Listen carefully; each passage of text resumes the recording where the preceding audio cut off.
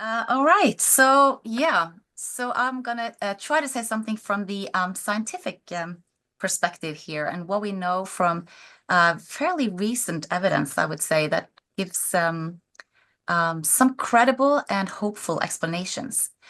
So first of all, we have to start with what we are talking about here. So post-exertional malaise, or PEM, is described as the sort of the core symptom of CFSME, and it's also quite commonly reported in people with long COVID, actually also in other disorders like fibromyalgia and cancer survivors. But it involves, like Fiona was saying, a delayed worsening of symptoms after physical or mental activity that is disproportionate to the activity and can be quite massive to the patient who's experiencing it. Um, it has a prolonged recovery time, lasting hours, days, or weeks or longer. And the worsening of the symptoms are assumed to be caused by the exertion. And as such, activity is typically warned against. So I'm here to offer another scientific explanation of PEM. And I will start from the beginning.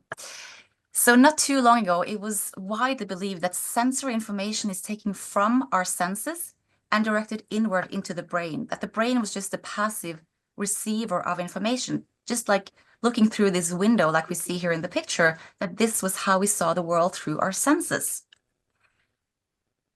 So we recently learned that this is probably wrong. We don't see the world as it is. We see the world we predict. And this realization came through the discovery of a strange feature of the brain's architecture. The number of neural connections carrying signals from deep within the brain and toward the eyes and other sensory organs are actually about 4 times more than signals running from the eyes and back. And this wiring runs in the opposite direction of the model, suggesting that the brain is just a passive receiver of sensory information. Doesn't really make sense. Why would the brain have this neural wiring going from the brain to the senses if we're passive receiving the information?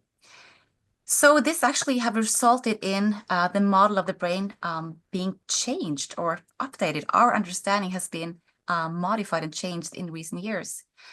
And we now know that the brain is constantly guessing what to see.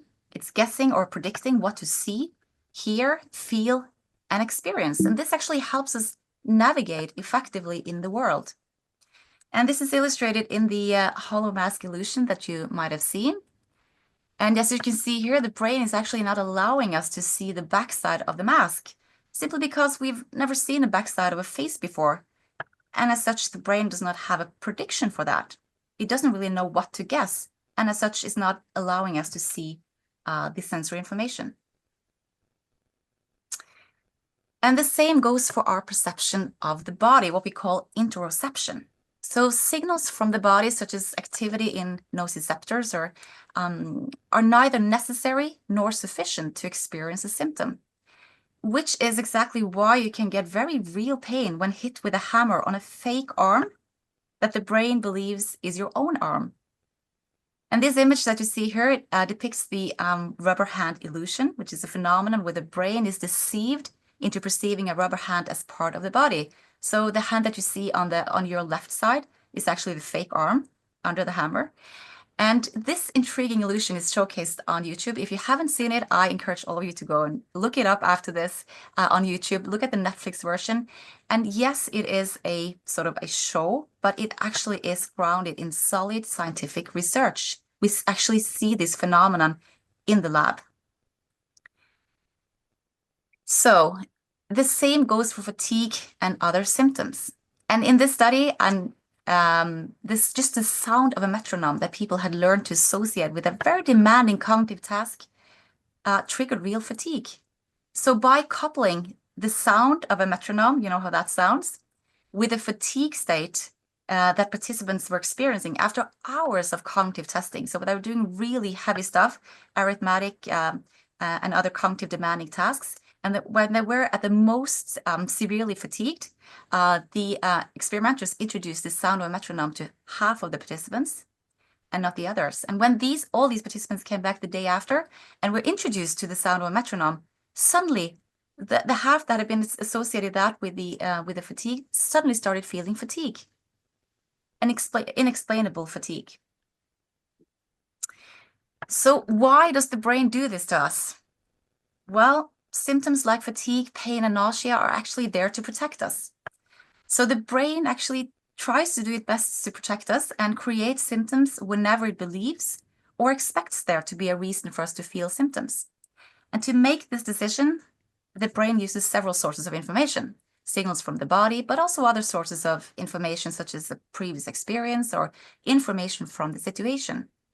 So the signals from the body is just actually one source of information. And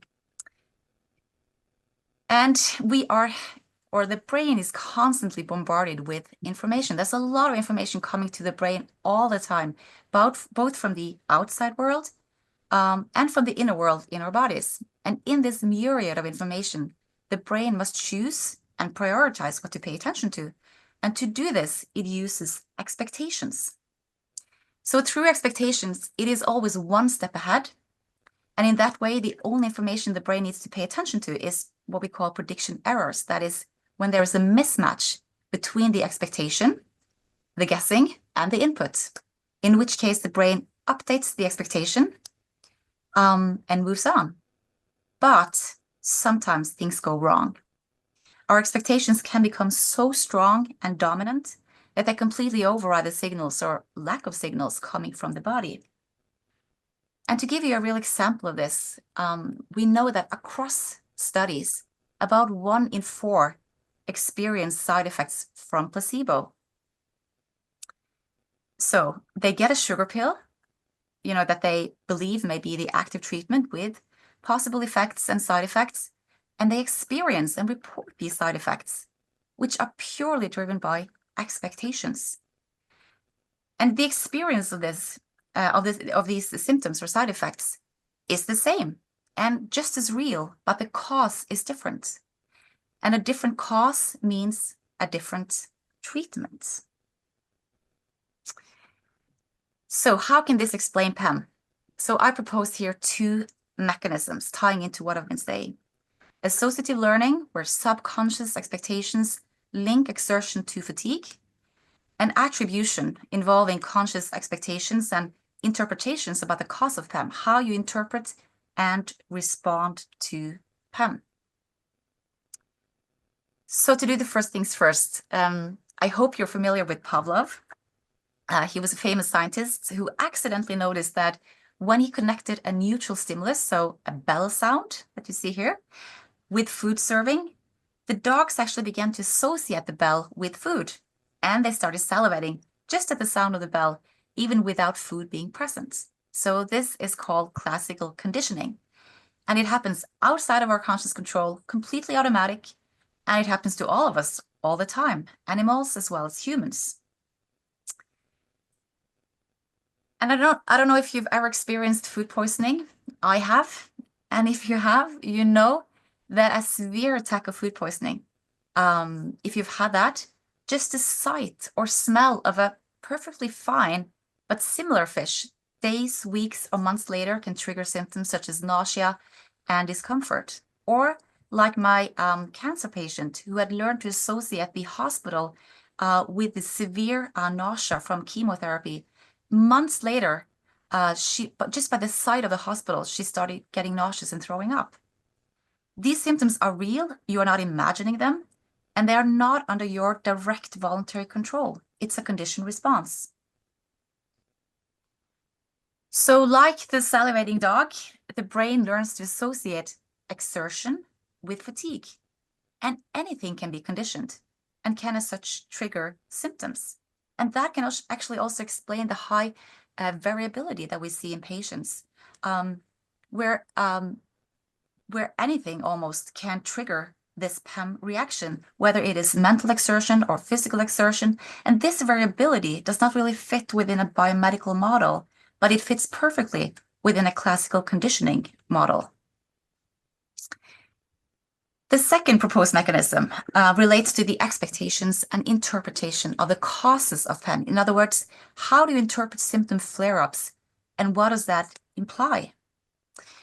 So we know that all experience symptoms that we all experience occur along a continuum of objectivity. And sometimes the brain is mistaking noise which is normal bodily processes for symptoms. And strong expectations about a sick body may increase the likelihood of such mistakes. And when symptoms are experienced, they often will be interpreted as caused by exertion, even if the assumed activity happened hours or days earlier. So what does this do? Well, this attribution actually signals danger to the brain. And that means that the alarm goes off and stays on as long as the brain perceives danger, which is perfectly rational from the brain's perspective. So if this is true, it follows that a different attribution and expectations and a reinterpretation of bodily signals should result in weakened or eliminated PEM. And I'll leave it up to the next speaker, Rebecca, to talk further about how this could be done. Thank you for the attention so far.